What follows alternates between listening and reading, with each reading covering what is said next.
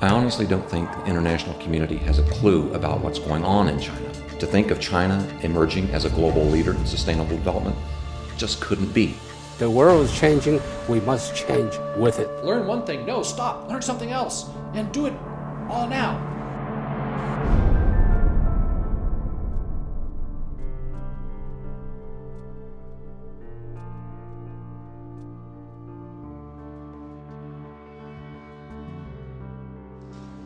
I am convinced that whoever builds a clean energy economy, whoever's at the forefront of that, is going to own the 21st century global economy. 都将坚定不移地为实现甚至超过这个目标而努力。 We think it is good for us as well as good for the world.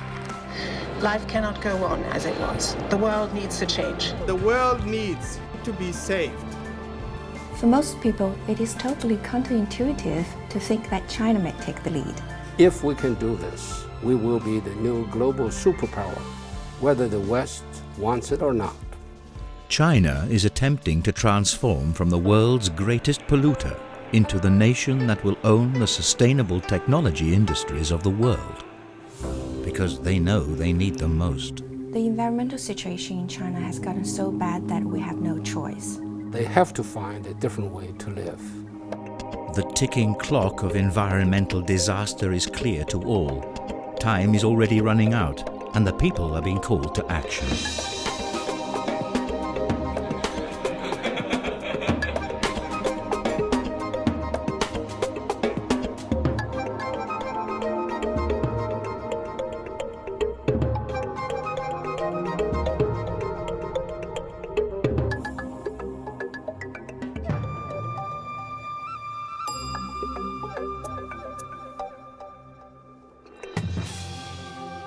Open your eyes to immensities of scale and the world's most ambitious feats of engineering.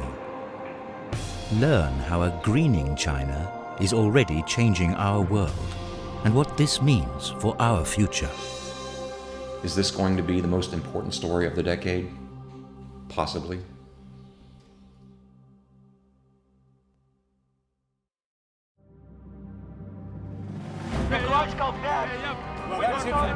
This time tomorrow night, success or failure, we'll be back. In 2009, the world watched as global negotiations to curb climate change descended into chaos and accusation. And how do you think the deal of the negotiation? Yeah. It doesn't look good. Yeah. The big problem is the United States. It looks like we're being offered 30 pieces of silver to betray our people and our future.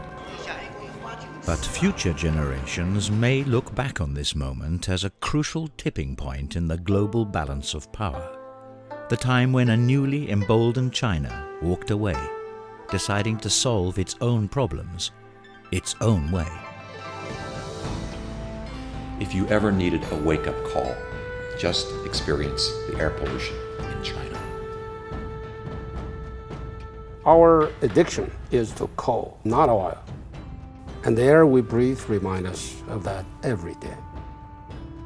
China burns nearly half the world's coal. It fuels their prosperity, and through it, their social stability. Air pollution gets so bad in some cities that people are told not to leave their homes. It's impossible. Desperation leads to innovation. China's clean energy technologies are hitting the mass market, and their most energy-intensive systems are being destroyed. Yes, they build a new coal-fired power station every week, but for every new efficient ones they build, they destroy roughly 10 old polluting ones. 因为这个地方呢是因环保而生，因环保而停。 In saving the many, China will be sweeping away the few, a price it knows it must pay.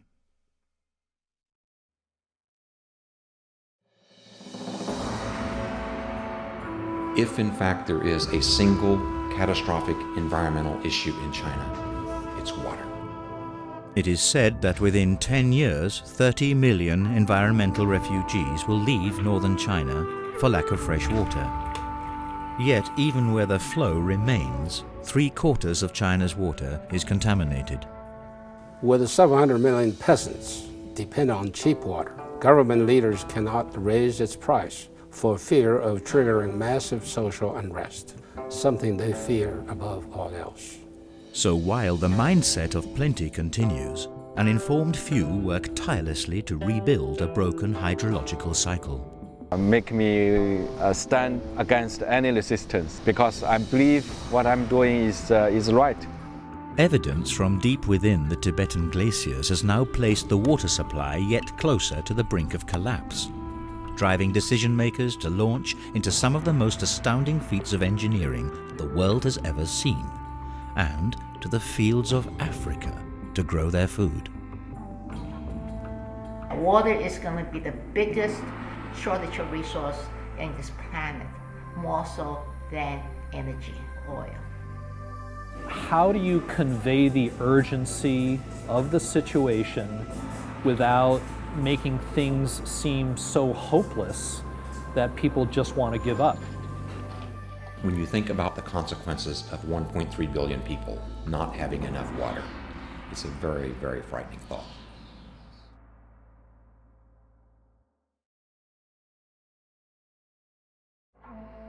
The level of urbanization in China is at a scale never before seen. In one generation, China has added over 600 cities and 18,000 towns to house an exploding middle class. 下来改革开放就做起好多了，现在自由了，想干什么干什么，这是有随便有或者有让你干，不像过去时代是这样，合资本主义为吧，我来，他不让你做生意。 Never before have so many people moved from poverty to wealth, and never will again.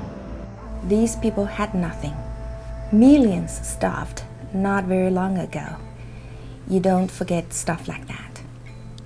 With this insatiable workforce, China builds the equivalent of 2 New York cities every year.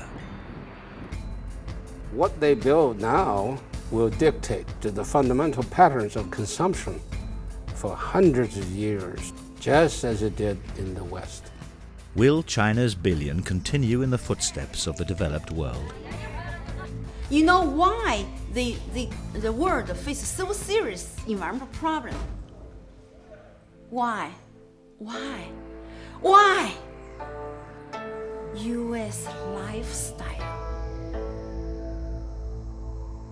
都越来越有这个环保意识了。像现在我们就以前用购物袋都有塑料袋嘛，现在都不用了。还有就是说开车有的尽量都不开车了。Through their one-party government system, China is changing the way it develops. They have the will, they have the money, they can do it faster, better way.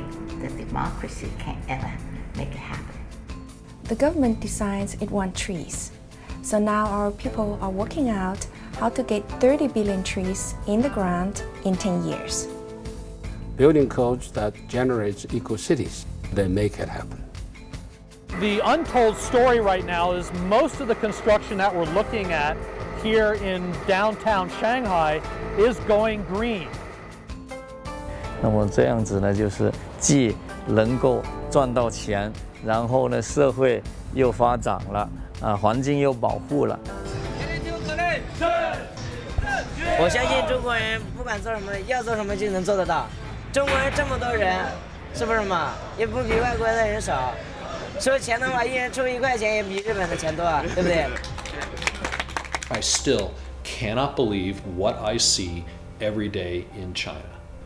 I think to myself, how the hell are they getting this done? And I have no idea. There is so much at stake here. With virtually every major issue that China faces, there are global ramifications that impact every nation. If China succeeds, we all succeed. Should China fail, we all fail.